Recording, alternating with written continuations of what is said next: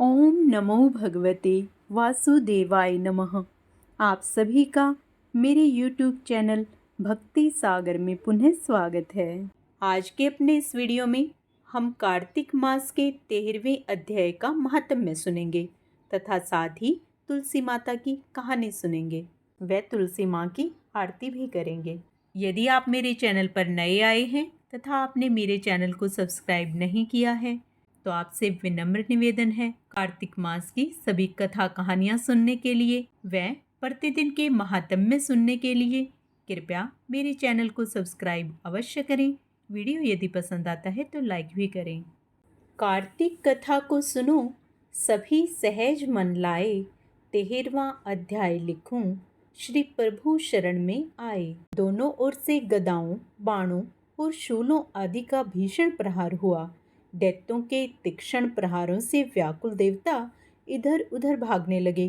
तब देवताओं को इस प्रकार भयभीत हुआ देख गरुड़ पर चढ़े भगवान युद्ध में आगे बढ़े और उन्होंने अपना सारंग नामक धनुष उठाकर बड़े जोर का टंकार किया।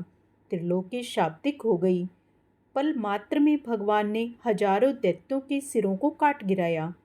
फिर तो विष्णु और जलंधर का महासंग्राम हुआ। बाणों से आकाश भर गया। लोग आश्चर्य करने लगे। भगवान विष्णु ने बाणों के वेग से उस दैत्य की ध्वजा, छत्र और धनुष बाण काट डाले। इससे व्यथित हो उसने अपनी गदा उठाकर गरुड़ के मस्तक पर दे मारी।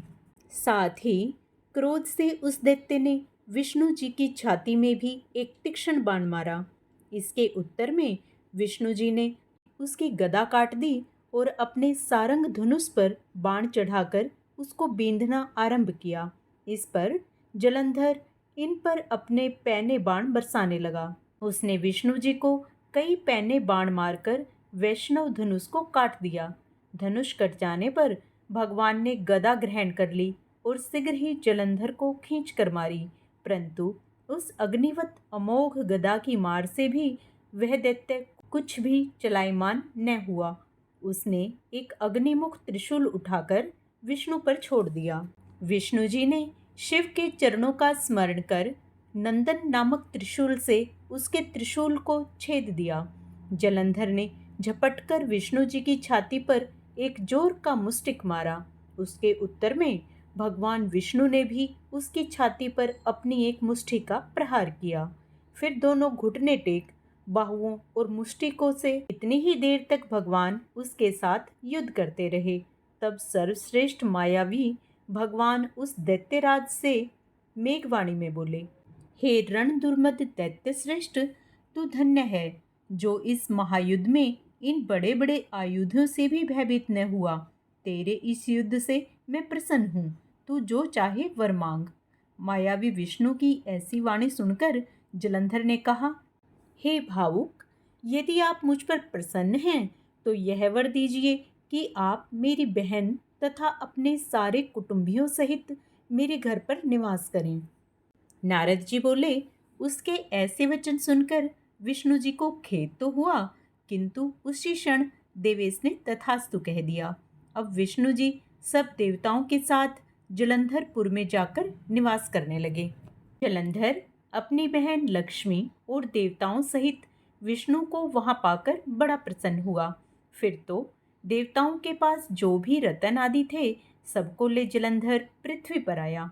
निशुंभ को पाताल में स्थापित कर दिया और देव, दानव, यक्ष, गंधर्व, सिद्ध, सर्प, राक्षस, मनुष्य आदि सबको अपना वंशवर्ती बना त्रिभुवन पर शासन करने लगा। उसने धर्मानुसार सुपुत्रों के समान प्रजा का पालन किया। उसके धर्म राज्य में सभी सुखी थे। इस प्रकार 13वां अध्याय समाप्त होता है।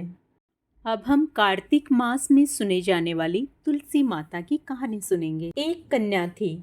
जब वह थोड़ी बड़ी हुई और उसको समझ आने लगी तब से ही वह तुलसी माता जी की पूजन करने लगी। उसके प्रतिदिन का नियम था कि तुलसी माता जी का पूजन करने के बाद ही खाना खाती थी। जब वह कन्या शादी के लायक हुई तब उसके माता पिता ने उसकी शादी करवा दी। कन्या को उसके माता पिता ने दहेज में भी एक तुलसी का गमला दिया।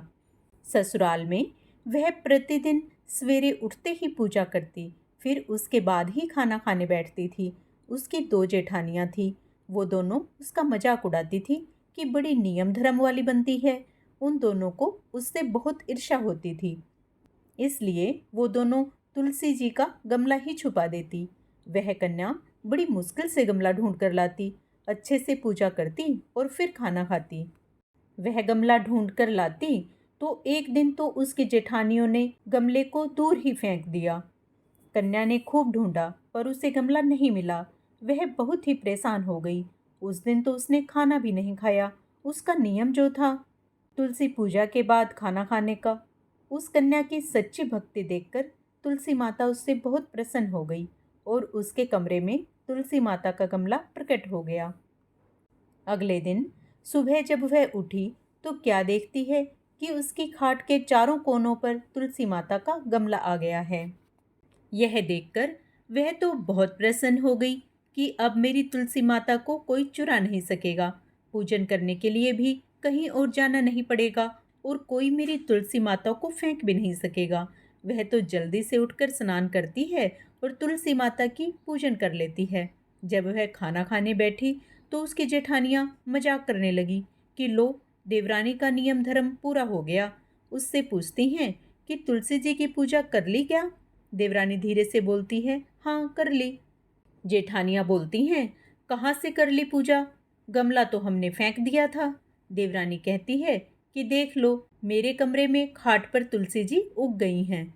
जेठानियाँ बहुत शर्मिंदा हुई और बोली कि देवरानी, तेरी भक्ति सच्ची है, हमने तुझे बहुत परेशान किया, हमें माफ़ कर दे। देवरानी ने उन्हें माफ़ कर दिया। अपनी देवरानी की ऐसी भक्ति और नियम देखकर तथा तुलसी माता की प्रसन्नता देखकर जेठानियाँ भी तुलसी माता को पूजने लगी। इस प्रकार जो तुलसी माता की पूजा नियमित रूप से करता है, माता उस पर प्रसन्न होकर उसे अपना आशीर्वाद अवश्य देती हैं। जय तुलसी मैया। अब हम सब मिलकर विष्णु भगवान की प्रिया तुलसी माता की आरती करेंगे। तुलसी महारानी नमो नमो, हरि की पटरानी नमो नमो। तुलसी महारानी नमो नमो, धन तुलसी पूर्ण तप कीन्हो, सालिग्राम बनी पटरानी। जाके पत्र मंजरी कोमल, श्रीपति कमल चरण लपटानी। धूप दीप नैवेद्य आरती, पुष्पन की वर्षा बरसानी। नमो नमो। तुलसी महारानी नमो नमो, हरि की पटरानी नमो नमो। 56 भोग 36 व्यंजन, बिन तुलसी हरि एक न मानी। सभी सखी मैया तेरो जस गावे, भक्ति दान दीजे महारानी। नमो नमो। तुलसी महारानी नमो नमो, हरि की पटरानी नमो नमो। तुलसी महारानी